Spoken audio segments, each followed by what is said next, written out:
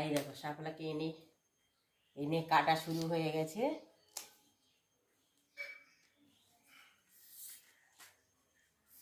কাটা শুরু হয়ে গেল, হয়ে গেছে। দেখো গাইস, শামলা কেটে নিয়ে আর বেশি কিছু দেবো না। এই দেখো একটু কালো জিরে, একটু তেল, আর এই দেখো কাঁচা লঙ্কা দিয়ে দিলাম। এবার দেখো শাপলা রান্না করতে বিশেষ কিছু লাগে না, একটু সর্ষে দিলে ভালো হতো, দেওয়া যায় শুকনোতে।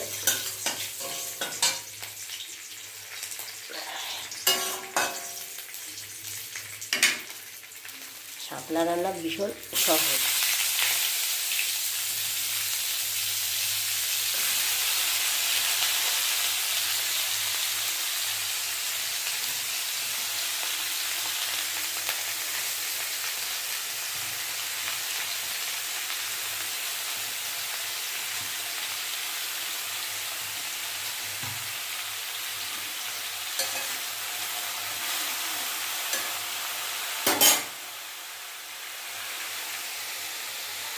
গ্যাসটা একটু কমিয়ে দেবো।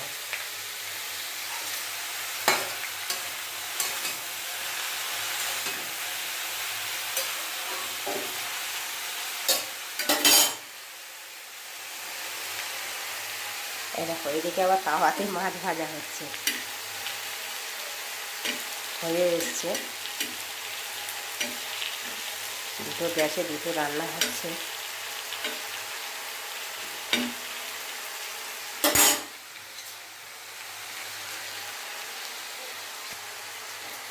হয়ে এসছে, চাল ধুইনি এখনো গায়ে চাল দেওয়া হয়নি, চাল দেবো।